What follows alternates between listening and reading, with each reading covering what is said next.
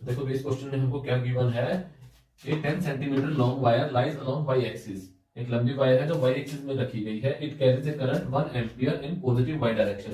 Current भी कहां जा रहा है, पॉजिटिव वाई डायरेक्शन में। तो इसके लिए हमें क्या बना लेते हैं, एफबी बना लेते हैं। ये वायर है पॉजिटिव वाई डायरेक्शन के अंदर, इसमें करंट जा रहा है 1 एम्पियर का। ठीक है भाई।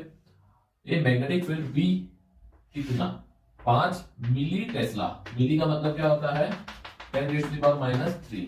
टेस्ला इसकी यूनिट माइनस, अच्छा 5 मिली टेस्ला इन जे डायरेक्शन मतलब वाई एक्सिस में, एंड 8 मिली टेस्ला इन के डायरेक्शन मतलब जेड डायरेक्शन में। तो मैग्नेटिक फील्ड हमारा किस में है, वाई जेड प्लेन के अंदर है। हमसे पूछा गया है जो ये वायर हमने रखी है इस पे फोर्स कितना लगेगा। ये 4 ऑप्शन गिवन है हमें।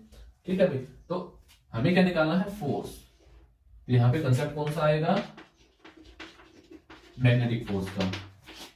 मैग्नेटिक फोर्स, तो मैग्नेटिक फोर्स का हमें फॉर्मूला पता है, F = Q B B sine theta. ठीक है। गिवन क्या है, करंट गिवन है, लेंथ गिवन है, बी गिवन है, बी की वैल्यू ये नहीं गिवन है, बट क्यू गिवन नहीं है। तो हम क्या करेंगे, इसको इस इक्वेशन को हम E से डिवाइड कर देंगे, T से मल्टीप्लाई कर देंगे। तो कोई फर्क पड़ेगा, आंसर नहीं पड़ेगा। बट क्यू बाई टी को हम क्या लिख सकते हैं, आई, वेलोसिटी इनटू टाइम को हम लिख सकते हैं length, DIL sin theta. Sine theta ये भी एक लेंथ एक वेक्टर होती है और मैग्नेटिक फील्ड भी वेक्टर होती है। तो इसका वेक्टर प्रोडक्ट लिखेंगे तो F = I × L × B।